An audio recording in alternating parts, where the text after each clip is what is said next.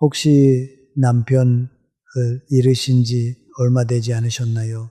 그렇다면 이 영상은 반드시 끝까지 봐주세요.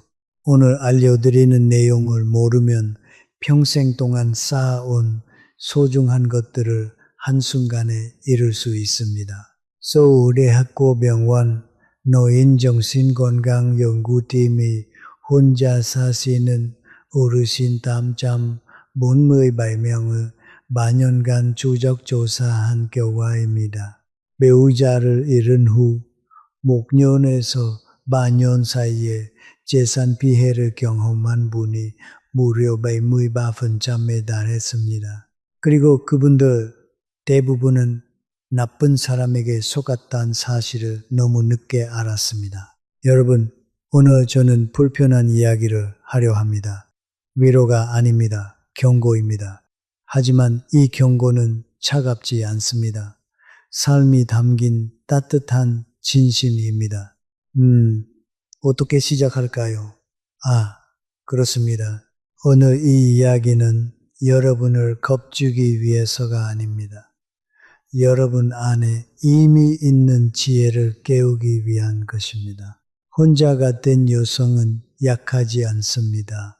오히려 저는 평생 동안 가장 강한 사람들이 여성이라는 것을 배웠습니다. 남편의 병수발을 들고 자식들을 키우고 가정을 지키면서도 자신의 아픔은 누구에게도 말하지 않았던 사람들, 그들이 바로 이 시대의 진짜 생존자입니다.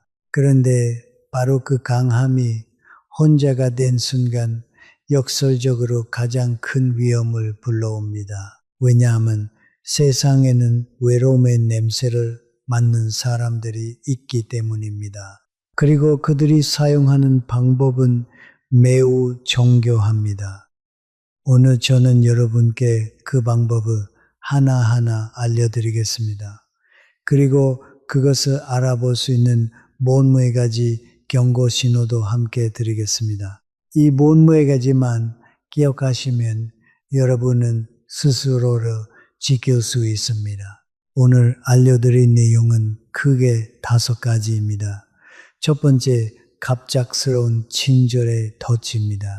두 번째, 로맨틱 접근의 위험입니다. 세 번째, 신앙과 건강식품을 이용한 접근입니다. 네 번째, 구원자를 자처하는 사람들입니다.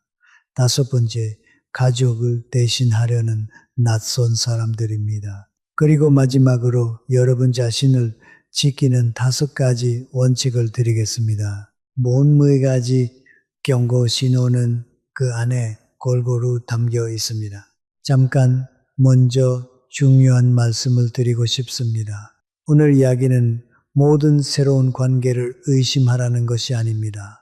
세상에는 진심으로 좋은 사람들이 많습니다. 우리가 배워야 할 것은 진짜와 가짜를 구분하는 눈입니다. 그 눈은 여러분 안에 이미 있습니다. 평생 수많은 사람을 잃고 여러분은 이미 충분한 감각을 가지고 있습니다. 다만 외로움이 그 감각 위를 잠시 덮어버렸을 뿐입니다. 오늘 우리는 그 덮개를 함께 걷어내겠습니다. 자, 이제 첫 번째 유형부터 시작하겠습니다. 이것이 가장 흔하고 가장 교묘한 방법입니다. 바로 갑작스러운 친절의 터치입니다. 여러분, 이런 경험 있으시죠? 남편이 세상을 떠난 직후 예상치 못한 곳에서 따뜻한 손길이 내밀어집니다. 이웃이 갑자기 반찬을 들고 찾아옵니다. 혼자 대식이 뭐 하실 것 같아서요 라면서요.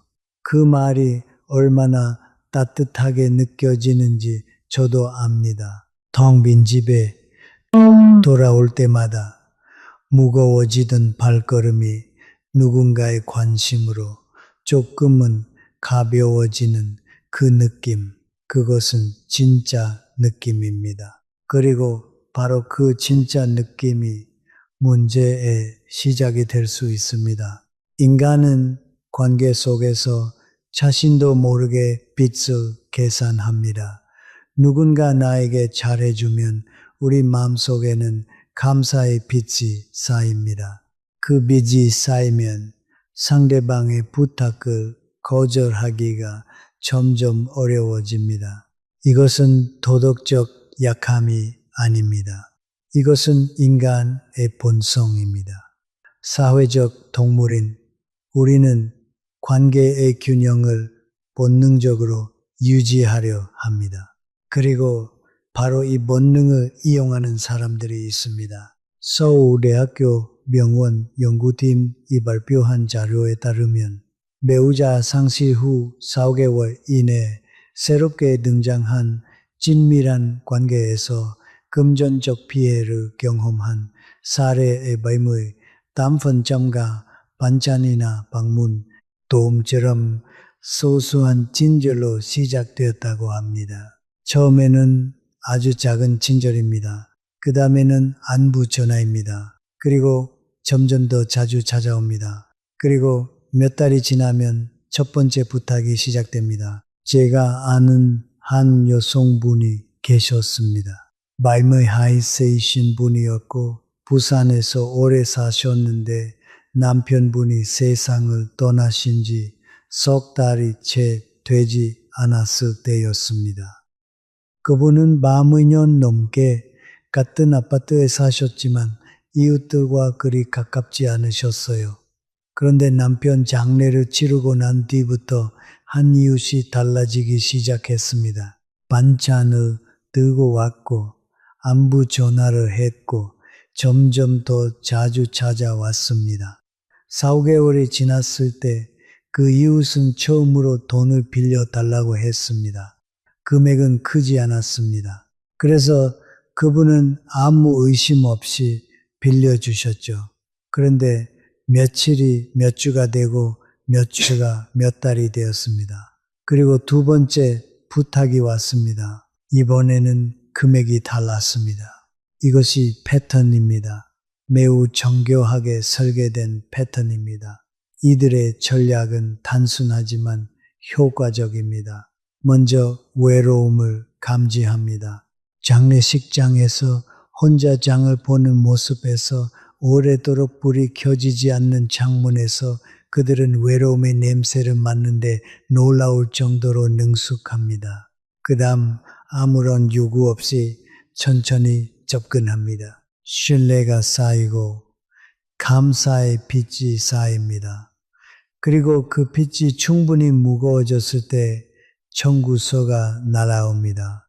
여러분, 이런 경우를 대비해서 첫 번째 경고 신호를 알려드리겠습니다. 경고 신호 첫 번째입니다. 남편을 잃은 직후부터 갑자기 관심을 보이기 시작한 사람입니다. 이분이 남편과 함께 살 때도 같은 방식으로 대해 주셨나요? 그 질문의 답이 명확하지 않다면 서두르지 않아도 됩니다. 관계는 천천히 검증되어야 합니다. 경고 신호 두 번째입니다. 친절이 지나치게 헌신적입니다. 진심 어린 배려는 무리하지 않습니다. 상대방의 상황을 고려합니다. 하지만 무언가를 원하는 사람은 당신이 가장 취약한 순간 지나치게 열심히 다가옵니다. 그 열심이 자연스럽지 않게 느껴진다면 직감을 믿으십시오. 경고 신호 세 번째입니다. 첫 만남 후 몇 달이 지나 처음으로 금전적인 부탁이 나옵니다. 부탁의 금액이 크든 작든 관계없습니다. 관계에서 돈 이야기가 시작되는 시점이 중요합니다. 진짜 좋은 이유이라면 경제적인 부탁을 쉽게 꺼내지 않습니다. 경고 신호 네 번째입니다. 거절했을 때 서운함을 표현합니다. 그동안 내가 얼마나 신경을 써줬는데 라는 식의 말이 나온다면 그것은 친절이 아니라 투자였다는 신호입니다. 진짜 친절은 조건이 없습니다. 경고 신호 다섯 번째입니다. 재산이나 집에 관한 이야기를 자연스럽게 꺼냅니다. 어르신, 혼자 이 큰 집에 사시면 관리가 힘드시지 않으세요? 라는 말처럼 걱정하는 척하지만 실제로는 정보를 수집하는 것입니다. 다행히 방법이 있습니다. 남편을 잃으신 첫 몇 년 동안은 새로운 관계에서 금전 이야기가 나오면 그 관계를 한 발짝 물러서 보십시오. 아무리 고마운 관계라도, 아무리 진하게 느껴지는 관계라도 금전적 요청이 등장하는 순간 그것은 관계의 성격이 바뀌는 신호입니다. 그 신호를 무시하지 마십시오. 당신의 감각은 틀리지 않습니다. 뜨거운 것이 항상 따뜻한 것은 아닙니다. 진짜 따뜻함은 서두르지 않습니다. 진짜 이웃은 당신이 준비됐을 때 곁에 있습니다. 하지만 무언가를 원하는 사람은 당신이 가장 무너져 있을 때 나타납니다. 그것이 우연이 아닙니다. 자, 지금까지 첫 번째 유형을 말씀드렸습니다. 이제 두 번째 유형을 말씀드리겠습니다. 이것이 더욱 아프고 더욱 조심해야 할 부분입니다. 바로 로맨틱 접근의 위험입니다. 사랑은 인간이 가진 가장 오래된 갈망입니다. 그 갈망은 나이가 든다고 해서 사라지지 않습니다. 오히려 혼자가 된 후에는 더 선명해지기도 합니다. 함께 밥을 먹던 사람이 없어지고 잠들기 전 이야기를 나누던 목소리가 사라지고 아침에 눈을 떴을 때 내 이름을 불러주는 사람이 없다는 것. 그 공백은 말로 다 할 수 없을 만큼 깊습니다. 저는 그것을 압니다. 그리고 바로 그 깊이를 알기 때문에 이 이야기를 하지 않을 수가 없습니다. 실은 이 부분이 가장 말씀드리기 어렵습니다. 하지만 꼭 들어주십시오. 서울대학교 병원 노인정신건강연구팀이 발표한 연구 결과입니다. 배우자를 잃고 2년 이내에 새로운 이성관계를 맺은 어르신 중 싸움의 하이픈점과 상대방의 의도에 대한 불확실성을 경험했고 그중 41못 잡는 재산관련 문제로 이어졌습니다. 이 숫자가 중요한 게 아닙니다. 이 숫자 뒤에 있는 한 분 한 분의 이야기가 중요합니다. 제가 오랫동안 알고 지내던 한 여성분이 있었습니다. 남편을 먼저 떠나보내고 2년쯤 지났을 때 그분의 삶에 한 남성이 나타났습니다. 지인의 소개였습니다. 첫 만남에서 그는 조용하고 점잖았습니다. 말수가 많지 않았고 그분의 이야기를 오래 들어주었습니다. 두 번째 만남에서는 꽃을 가져왔습니다. 세 번째 만남에서는 손을 잡았습니다. 그리고 그때 그분은 이렇게 말씀하셨습니다. 이 나이에 이런 감정을 느낄 줄 몰랐어요. 저는 그 말을 듣고 잠시 침묵했습니다. 기쁨과 걱정이 동시에 밀려왔기 때문입니다. 그 후 몇 달이 지났고 그 남성은 함께 살자는 이야기를 꺼냈습니다. 그리고 그 대화 속에서 아주 자연스럽게 그분의 집과 재산에 관한 이야기가 흘러나왔습니다. 처음에는 관심인 척, 그 다음에는 걱정인 척, 그리고 마지막에는 함께 관리하자는 제안으로 이어졌습니다. 그분은 그때서야 뭔가 이상하다는 느낌을 받았다고 하셨습니다. 하지만 이미 감정이 깊어진 뒤였습니다. 진짜 사랑과 사랑처럼 보이는 것 사이에는 분명한 차이가 있습니다. 진짜 사랑은 서두르지 않습니다. 진심으로 당신을 사랑하는 사람은 당신의 집이 어디에 있는지, 통장에 얼마가 있는지를 초반에 깊이 파고들지 않습니다. 그 사람은 당신이라는 존재 자체에 집중합니다. 당신의 말투, 당신의 웃음, 당신이 좋아하는 것과 싫어하는 것, 그것이 먼저입니다. 반면 계산이 앞선 사람은 반드시 어느 순간 서두릅니다. 관계를 빠르게 공식화하려 하고 감정이 무르익기도 전에 미래를 이야기하고 그 미래 안에 어느새 당신의 자산이 포함되어 있습니다. 우리 이제 남은 인생 함께 해요. 라는 말은 아름답습니다. 하지만 그 말이 나온 직후에 재산 이야기가 따라온다면 그 아름다움을 조금 의심해야 합니다. 경고신호 6번째입니다. 처음 만남부터 매우 빠르게 친밀해지려 합니다. 진짜 관계는 계절이 바뀌어도 한결같습니다. 하지만 계산이 있는 관계는 서두릅니다. 처음 만나자마자 과도하게 친절하거나 빠르게 감정적 친밀함을 형성하려는 시도는 경고신호입니다. 경고신호 7번째입니다. 살림이나 재산에 관한 이야기를 초반에 꺼냅니다. 걱정하는 척 하면서 혼자 사시는데 이 큰 집 어떻게 하실 거예요? 처럼 정보를 수집합니다. 진심으로 당신을 좋아하는 사람은 그런 이야기보다 당신 자체에 더 관심이 있습니다. 경고신호 8번째입니다. 동거나 결혼을 이른 시기에 제안합니다. 만난 지 몇 달 되지도 않아 함께 살자는 이야기가 나온다면 그 제안의 배경을 신중하게 살펴보십시오. 진짜 관계는 충분한 시간이 필요합니다. 경고 신호 9번째입니다.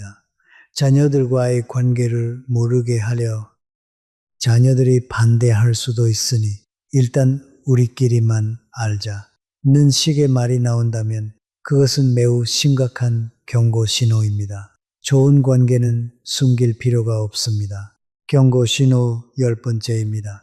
당신이 혼자라는 사실을 지나치게 강조합니다. 어르신 같은 분이 혼자 계시면 얼마나 외롭겠어요? 라는 말로 외로움을 자극하는 것은 감정을 조종하려는 시도일 수 있습니다. 진짜 좋은 사람은 당신의 외로움을 이용하지 않습니다. 당신의 외로움을 함께 치유하려 합니다.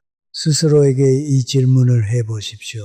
지금 당신 삶에 들어온 그 사람은 당신이 아무것도 없었다면 여전히 같은 방식으로 당신 곁에 있을 사람입니까?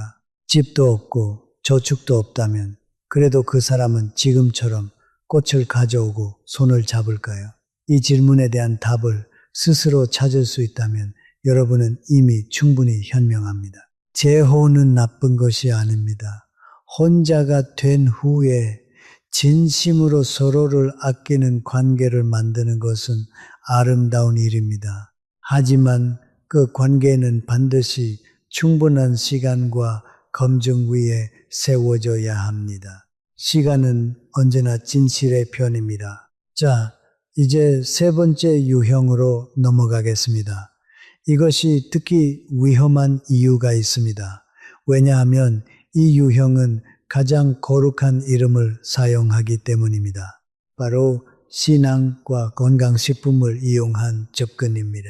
인간에게는 두 가지 깊은 두려움이 있습니다.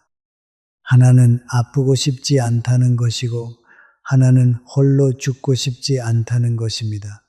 이 두 가지 두려움은 나이가 들수록 더 선명해지고 더 절박해집니다. 그리고 세상에는 바로 이 두려움을 먹고 사는 사람들이 있습니다. 저는 신앙을 부정하는 사람이 아닙니다. 저는 평생 동안 신앙이 인간에게 얼마나 큰 위안이 되는지를 보아왔습니다.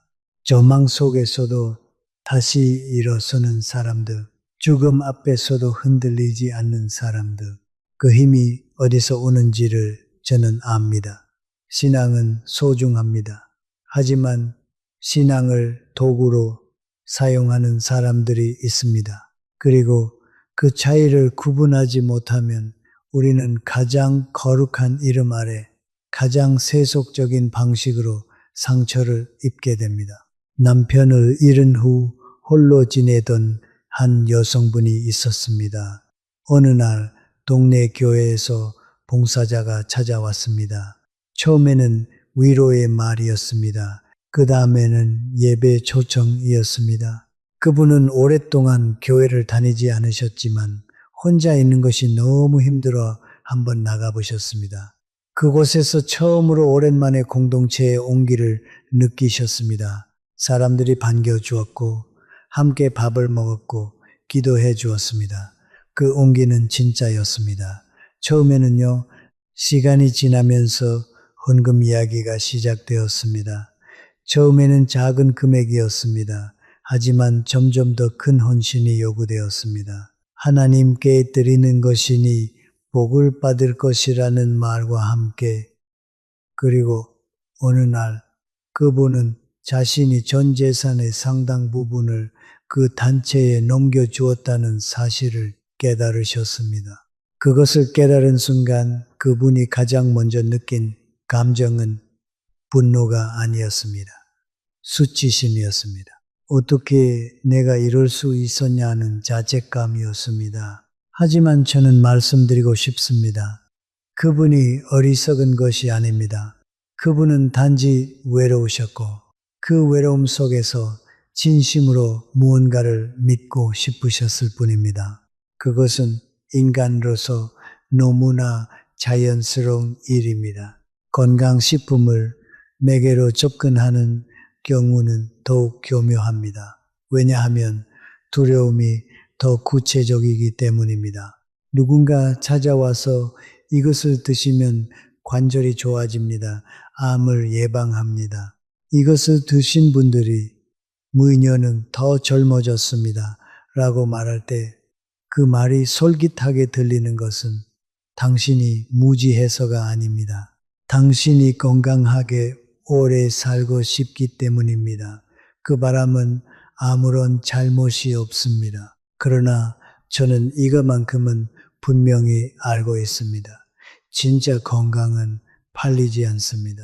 누군가 당신에게 건강을 판다고 할 때 그것은 건강을 파는 것이 아니라 희망을 파는 것입니다. 그리고 그 희망의 값은 언제나 당신이 생각하는 것보다 훨씬 비쌉니다. 이 유형의 접근이 특히 위험한 이유가 있습니다. 그것은 의심 자체를 죄악으로 만들기 때문입니다. 종교의 이름을 빌리면 믿음이 없다는 말이 되고 건강의 이름을 빌리면 자신의 몸을 포기하는 것처럼 느껴지게 만듭니다. 그래서 우리는 의심하고 싶어도 의심하지 못하고 거절하고 싶어도 거절하지 못하게 됩니다. 경고 신호 11번째입니다. 처음 만난 자리에서 또는 관계가 채 형성되기도 전에 돈이나 결정을 재촉합니다. 진짜 신앙 공동체는 오랫동안 아무것도 요구하지 않습니다. 그러나 처음부터 헌금이나 구매를 권유하는 곳은 조용히 한 걸음 물러나셔야 합니다. 경고 신호 12번째입니다. 이것을 믿지 않으면 복을 받을 수 없다거나 이 제품을 사용하지 않으면 큰일 난다는 식으로 공포를 이용합니다. 진짜 신앙과 진짜 건강 조언은 공포로 사람을 조종하지 않습니다. 경고 신호 13번째입니다. 제품이나 헌금의 효과를 과학적으로 설명할 수 없으면서도 믿으면 된다고만 합니다. 의심하면 믿음이 부족한 것처럼 대합니다. 이런 방식은 당신의 이성을 봉인하려는 시도입니다. 경고 신호 14번째입니다. 한 번의 구매나 헌금으로 끝나지 않고 계속해서 더 큰 헌신을 요구합니다. 이번 한 번만이 또 한 번이 되고 또 한 번이 마지막 한 번이 됩니다. 계속해서 금액이 커지는 패턴이 있다면 즉시 멈추십시오. 경고 신호 15번째입니다. 이 비밀을 다른 사람들은 모른다거나 특별한 사람만 이것을 살 수 있다는 식으로 특별감을 조장합니다. 이런 말은 판단력을 흐리게 하는 전형적인 방법입니다.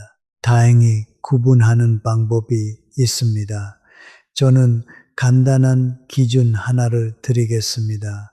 진짜 신앙 공동체는 당신이 당장 구매하지 않아도 여전히 당신을 환영합니다. 진짜 건강 정보는 당신이 결정을 미뤄도 화내지 않습니다.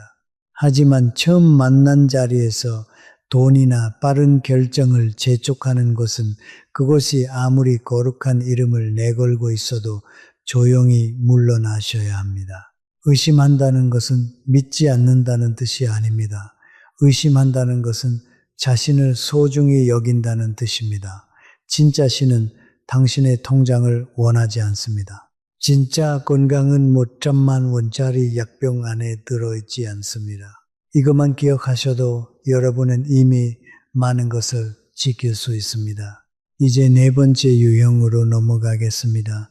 이것이 어떤 면에서는 가장 달콤하고 동시에 가장 위험한 유형입니다. 바로 구원자를 자처하는 사람들입니다. 여러분, 세상에서 가장 달콤한 말이 무엇인지 아십니까? 그것은 이것입니다. 내가 당신 곁에 있을게요. 내가 다 돌봐드릴게요. 이제 걱정하지 않아도 됩니다. 혼자가 된 후에 이 말을 들으면 어떤 기분이 될까요?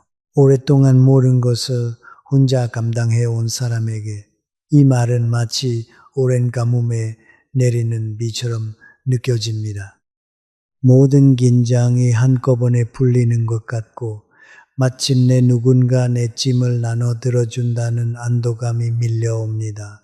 그 감정은 진짜입니다. 그리고 그 감정이 진짜이기 때문에 그 말을 하는 사람의 의도를 꿰뚫어 보기가 더욱 어렵습니다. 제가 아는 한 여성분의 이야기를 해드리겠습니다.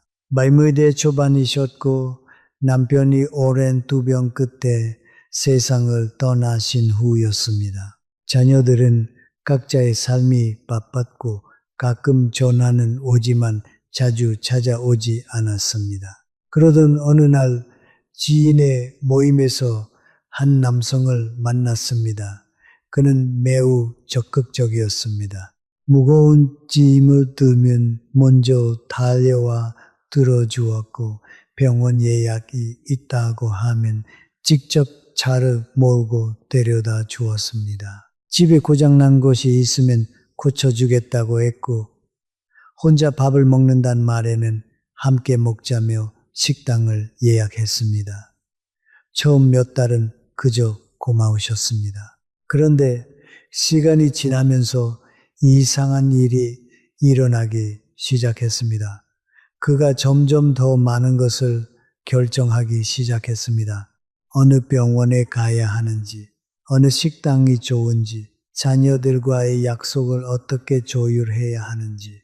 처음에는 도움처럼 보였던 것들이 어느 순간부터는 지시처럼 느껴지기 시작했습니다.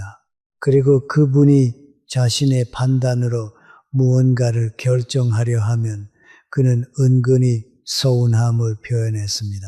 내가 이렇게 신경을 쓰는데 왜 나한테 먼저서 말하지 않냐는 식으로 그분은 그때마다 미안함을 느끼셨습니다. 그리고 그 미안함이 쌓일수록 그분의 선택들은 점점 더 그의 손 안으로 들어갔습니다. 이것이 바로 구원자를 자처하는 사람의 가장 정교한 전략입니다. 그들은 처음부터 통제하려 하지 않습니다. 처음에는 진짜로 도움이 되는 일을 합니다. 그래서 우리는 감사함을 느끼고 그 감사함이 쌓이면 점점 더 의존하게 됩니다. 의존이 깊어지면 그 사람 없이는 아무것도 결정하기 어렵게 됩니다. 그리고 그 순간부터 관계의 주도권은 완전히 뒤바뀌어 있습니다. 처음에는 그가 당신을 돕는 관계였는데 어느새 당신이 그의 허락을 구하는 관계가 되어버린 것입니다. 진짜 보살핌과 통제를 구분하는 방법이 있습니다. 진짜 배려는 당신을 더 강하게 만듭니다. 하지만 통제는 당신을 점점 더 약하게 만듭니다. 진짜로 당신을 아끼는 사람은 당신이 스스로 결정을 내릴 때 기뻐합니다. 당신이 혼자서도 잘할 수 있다는 것을 기뻐합니다. 하지만 지배하려는 사람은 당신이 혼자 무언가를 결정하면 불편해합니다. 당신의 독립이 그에게는 위협이기 때문입니다. 경고 신호 요령 첫 번째입니다. 당신의 삶을 점점 더 많이 관여하려 합니다. 처음에는 도움이었지만 시간이 지날수록 당신의 일상, 건강, 관계 모든 부분에 개입하려 합니다. 진짜 배려는 경계를 존중합니다. 경고, 신호, 일곱 번째입니다. 당신이 스스로 결정하면 서운해하거나 화를 냅니다. 내가 이렇게 신경 쓰는데 라는 말로 죄책감을 심으려 합니다. 당신의 독립을 위협으로 받아들이는 사람은 당신의 동반자가 될 수 없습니다. 경고, 신호, 여덟 번째입니다. 당신의 주변 사람들을 하나씩 멀리하게 만듭니다. 그 친구는 당신한테 별로 좋지 않은 것 같아요. 자녀들한테 굳이 이런 것까지 말할 필요가 있을까요? 이런 말들은 걱정하는 것처럼 들리지만 실제로는 당신의 지지망을 제거하는 것입니다. 경고, 신호 19번째입니다. 그 사람이 있을 때 당신은 점점 더 작아지는 느낌이 듭니다. 진짜 좋은 관계는 당신을 더 당당하게 만듭니다. 하지만 그 사람과 함께한 후 오히려 자신감이 줄어들었다면 그것은 심각한 경고 신호입니다. 경고 신호 20번째입니다. 당신 없이는 아무것도 결정할 수 없다는 의존감이 생겼습니다.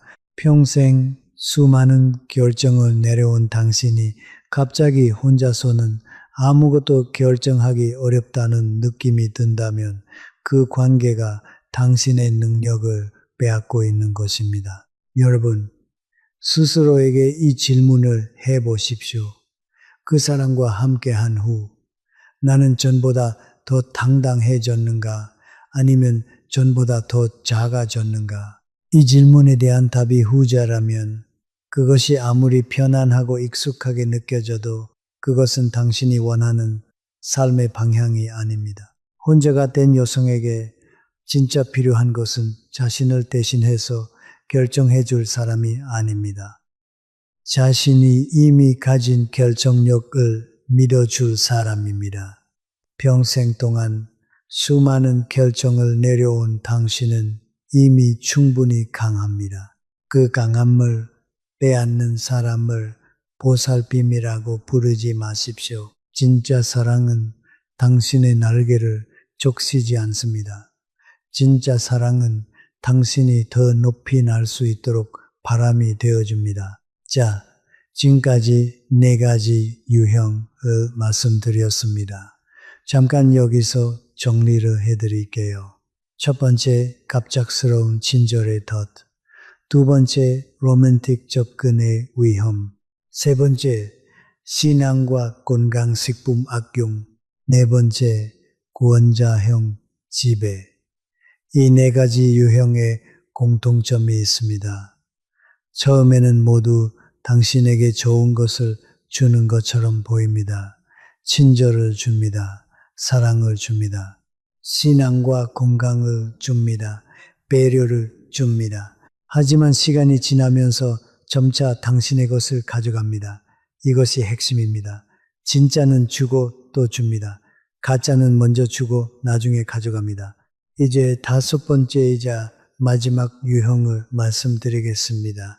이 유형은 앞서 말씀드린 4가지보다 훨씬 더 교묘하고 훨씬 더 오래 지속되고 훨씬 더 깊은 상처를 남깁니다.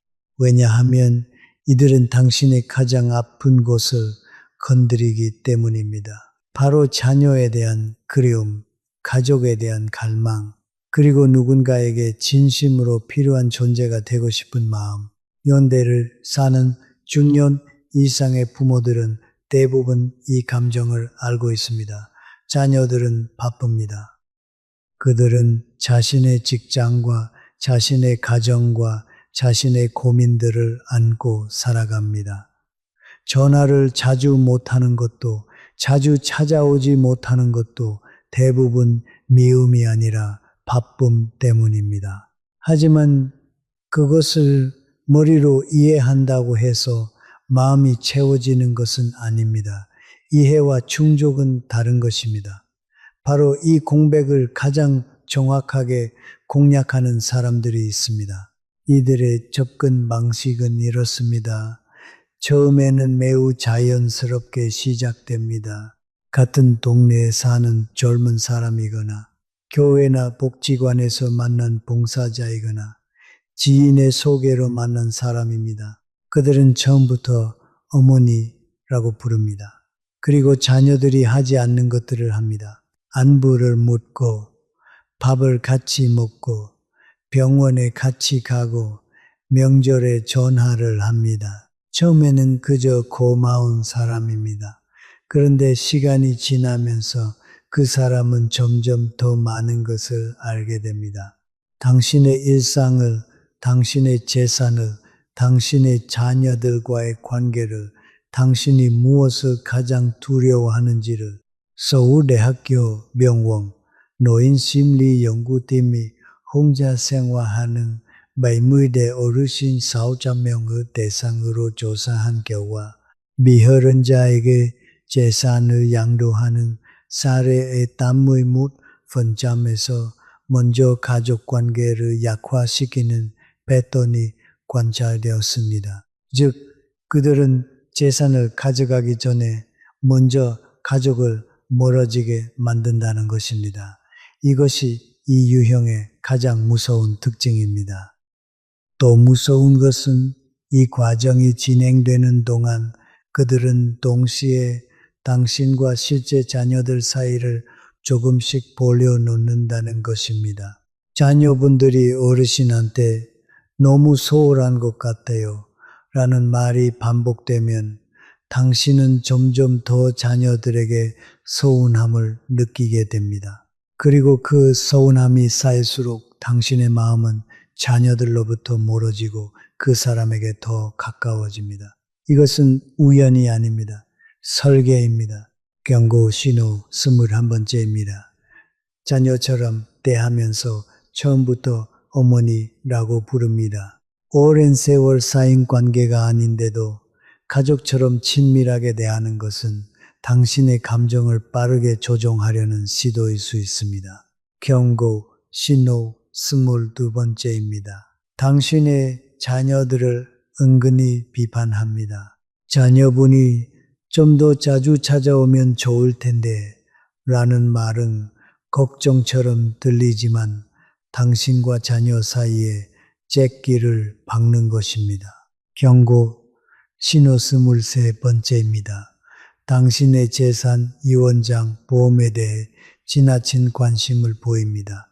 처음에는 걱정하는 척하지만 점차 구체적인 정보를 수집하려 합니다. 경고 신호 24번째입니다. 자녀들에게 이 관계를 비밀로 하자고 합니다. 좋은 관계는 숨길 필요가 없습니다. 자녀들이 걱정할 수 있으니 우리끼리만 알자는 말은 매우 심각한 경고입니다. 경고 신호 25번째입니다. 자녀들보다 자신이 더 당신을 잘 안다고 강조합니다. 아들이 뭐 알겠어요? 제가 더 잘 압니다. 라는 말이 나온다면 당신과 자녀 사이에 거리를 만들려는 시도입니다.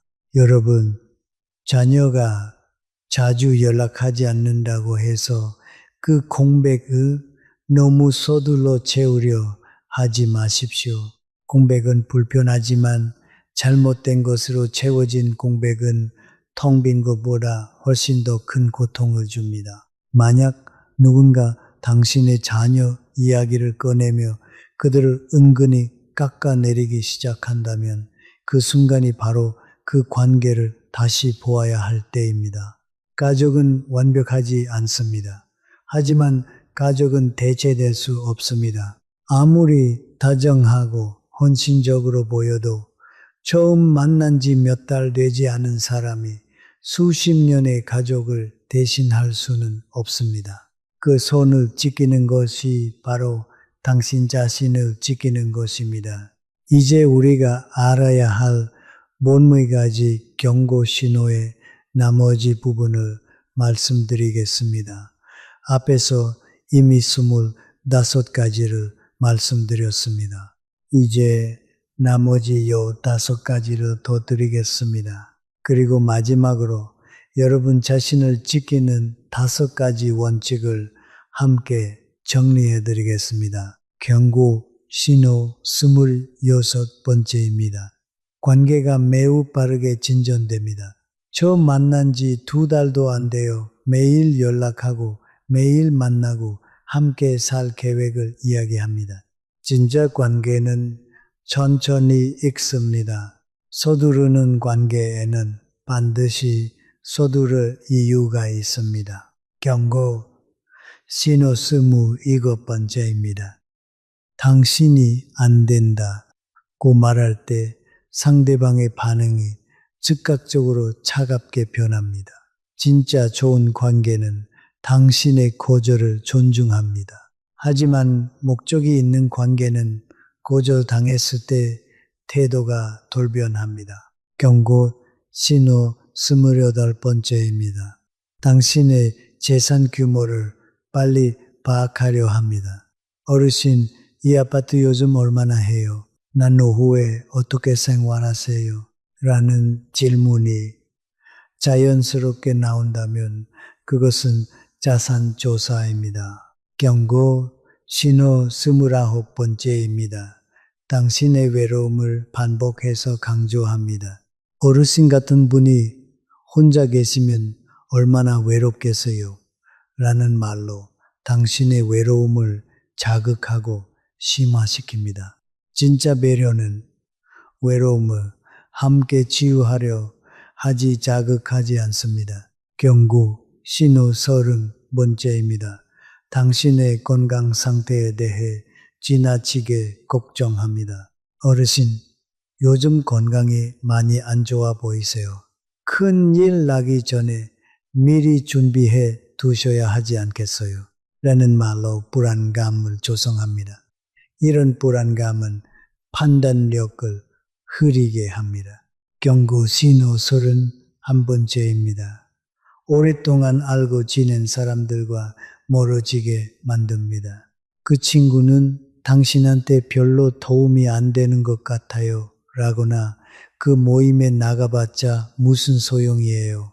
라는 말로 당신의 사회적 연결을 하나씩 끊어 나가려 합니다. 당신이 고립될수록 그 사람에 대한 의존도는 높아집니다. 경고 신호 32번째입니다. 선물이나 편의를 제공한 후 나중에 내가 얼마나 많이 해줬는지 알아요? 라고 상기시킵니다. 진짜 친절은 받은 것을 기억하게 하지 않습니다. 하지만 목적이 있는 친절은 항상 영수증을 가지고 있습니다. 경고 신호 33번째입니다. 당신이 아플 때 더욱 적극적으로 나타납니다.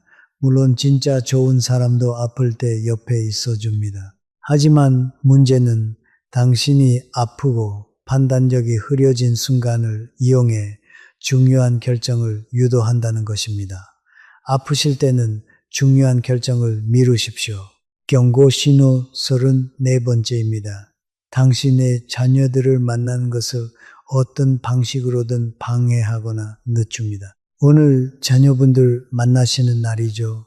사실 저도 오늘 중요한 일이 있는데 라는 식으로 자녀와의 만남을 방해한다면 그것은 명백한 경고입니다. 경고 신호 35번째입니다.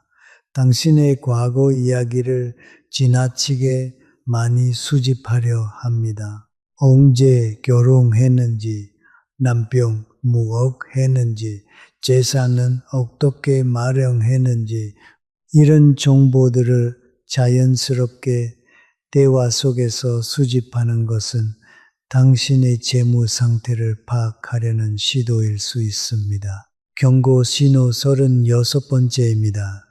당신이 혼자서 내린 결정에 대해 반복적으로 의문을 제기합니다. 어르신이 혼자 그 결정을 내리셨어요. 저한테 먼저 물어보셨어야죠. 라는 말은 당신의 판단력을 약화시키고 의존을 심화시키는 전략입니다. 경고, 신호 37번째입니다. 당신의 집에서 보내는 시간이 점점 늘어납니다. 처음에는 가끔 방문하더니 어느 순간부터는 사실상 함께 생활하는 것처럼 됩니다. 이런 상황에서 나중에 경계를 긋기는 매우 어렵습니다. 처음부터 명확한 경계가 필요합니다. 경고 신호 38번째입니다. 당신의 이름으로 된 중요한 서류에 접근하려 합니다. 제가 도와드릴게요 라는 명목으로 통장, 보험 서류, 부동산 서류 등에 접근하려 한다면 즉시 거부하십시오. 어떤 상황에서도 서류에 함부로 서명하지 마십시오. 경고, 신호 39번째입니다. 긴급 상황을 만들어 빠른 결정을 유도합니다. 지금 당장 결정하지 않으면 기회를 놓친다거나 오늘 안에 처리해야 한다는 압박은 거의 모든 경우에 사기의 징후입니다. 진짜 중요한 결정은 서두를 필요가 없습니다. 시간을 주는 사람이 진짜입니다. 경고, 신호만 번째입니다. 당신이 도움을 거절했을 때 불쾌한 반응을 보입니다. 진짜 좋은 사람은 당신의 거절을 이해합니다. 하지만 목적이 있는 사람은 도움을 거절당했을 때 예상치 못한 방식으로 반응합니다. 그 반응 자체가 그 관계의 본질을 드러냅니다. 여러분, 이상으로 40가지 경고 신호를 모두 말씀드렸습니다. 어렵지 않으시죠?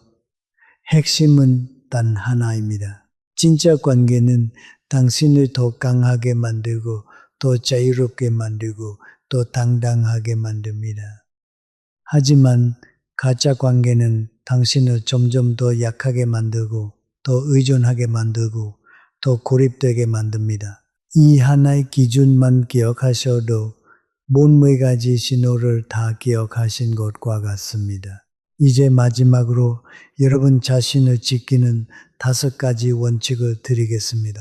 이것이 오늘 가장 중요한 부분입니다. 첫 번째 원칙은 재정의 침묵입니다. 자신의 재산이 얼마인지, 통장이 몇 개인지, 집이 어떻게 되어 있는지 이것은 자녀에게도 함부로 다 이야기할 필요가 없습니다. 하물며 새롭게 만난 사람에게는 더욱 그렇습니다. 자신의 재정을 함부로 드러내지 않는 것은 인색함이 아닙니다. 그것은 품위입니다. 그것은 자기 보호의 가장 기본적인 형태입니다. 돈은 단순한 숫자가 아닙니다. 돈은 당신이 남은 인생을 어떻게 살 수 있는지를 결정하는 힘입니다. 그 힘을 누군가에게 보여주는 순간 그 힘을 노리는 눈이 생겨납니다. 새로운 관계에서 재정 이야기가 나오면 자연스럽게 화제를 돌리는 연습을 하십시오. 그것은 거짓말이 아닙니다. 그것은 지혜입니다. 두 번째 원칙은 결정의 주권을 지키는 것입니다. 혼자가 된 후에 많은 분들이 스스로 결정을 내리는 것을 두려워하십니다.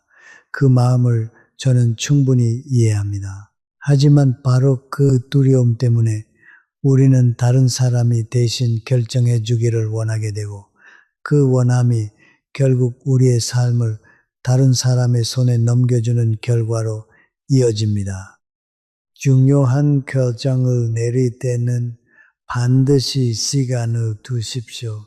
집을 팔아야 할지, 누군가와 함께 살아야 할지, 어디에 돈을 써야 할지, 이런 결정들은 하루 이틀 안에 내려져서는 안 됩니다.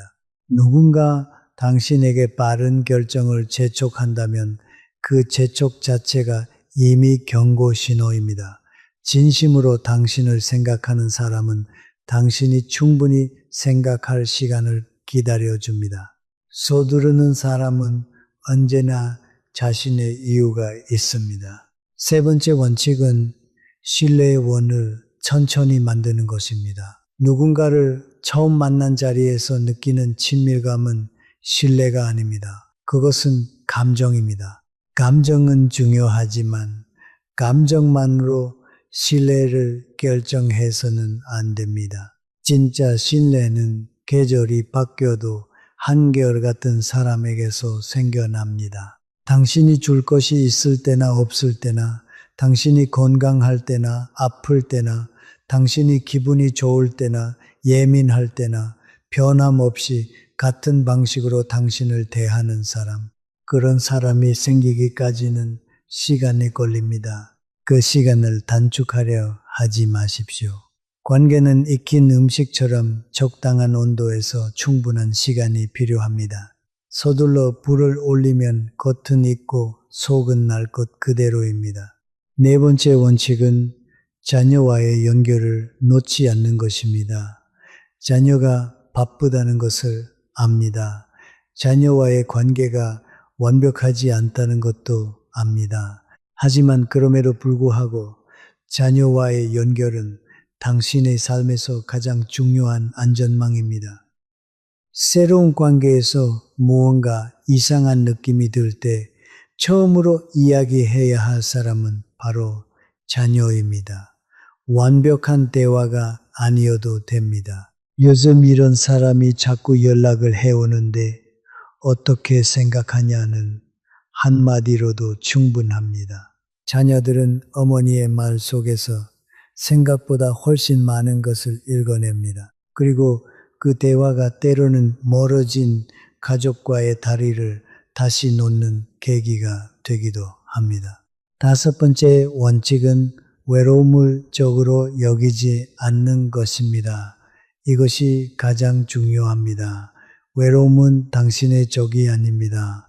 외로움은 당신에게 지금 내면이 무엇을 필요로 하는지를 알려주는 신호입니다. 그 신호를 억누르거나 서둘러 지워버리려 하면 우리는 잘못된 방향으로 달려가게 됩니다. 하지만 그 신호를 조용히 들여다보면 우리는 자신이 진짜 원하는 것이 무엇인지를 알게 됩니다.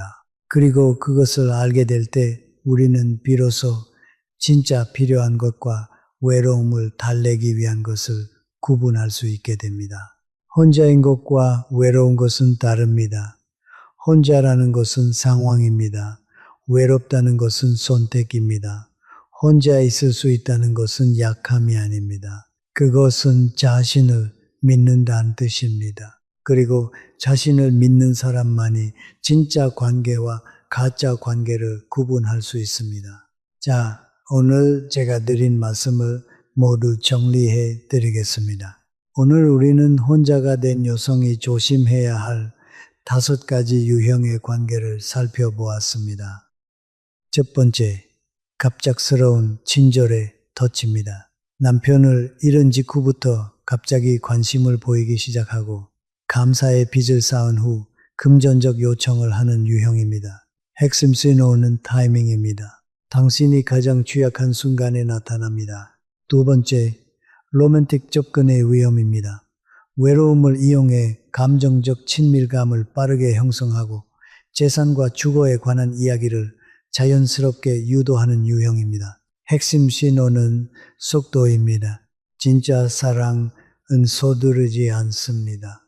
세 번째, 신앙과 건강식품 악용입니다. 2가지 깊은 두려움인 죽음과 질병을 이용해 접근하고 의심 자체를 죄악으로 만들어 판단력을 봉인하는 유형입니다. 핵심 신호는 긴급성입니다. 진짜 신앙과 진짜 건강은 서두르게 하지 않습니다. 네 번째, 구원자형 지배입니다.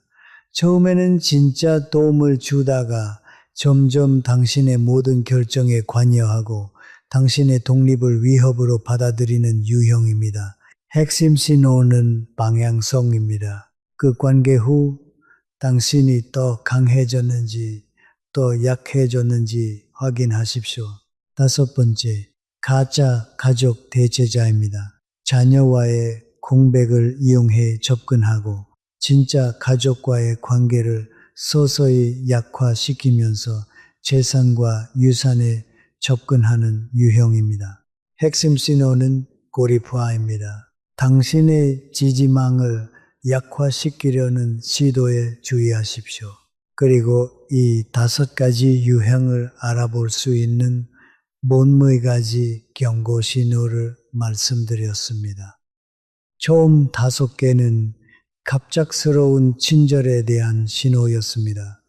다음 다섯 개는 로맨틱 접근에 대한 신호였습니다. 그 다음 다섯 개는 신앙과 건강식품 악용에 대한 신호였습니다. 그 다음 다섯 개는 구원자형 지배에 대한 신호였습니다. 그 다음 다섯 개는 가짜 가족 대체자에 대한 신호였습니다. 그리고 나머지 15개는 모든 유형에 공통으로 나타나는 신호들이었습니다. 그 중에서 가장 중요한 신호 세 가지를 다시 기억해 주십시오. 첫째, 서두름입니다. 진짜는 서두르지 않습니다. 관계든 결정이든 요청이든 서두르게 만드는 것에는 이유가 있습니다.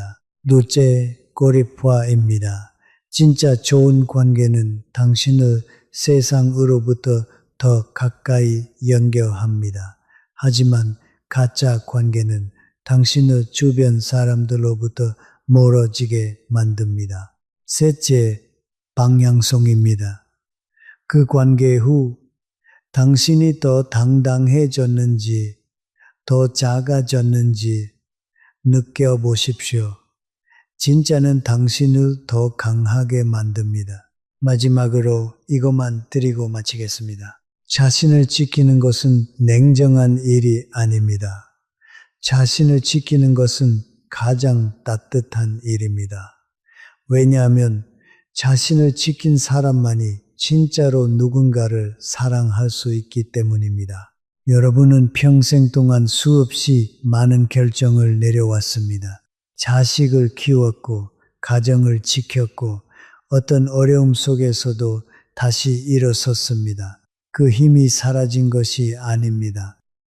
다만 외로움이라는 안개가 잠시 그것을 가렸을 뿐입니다.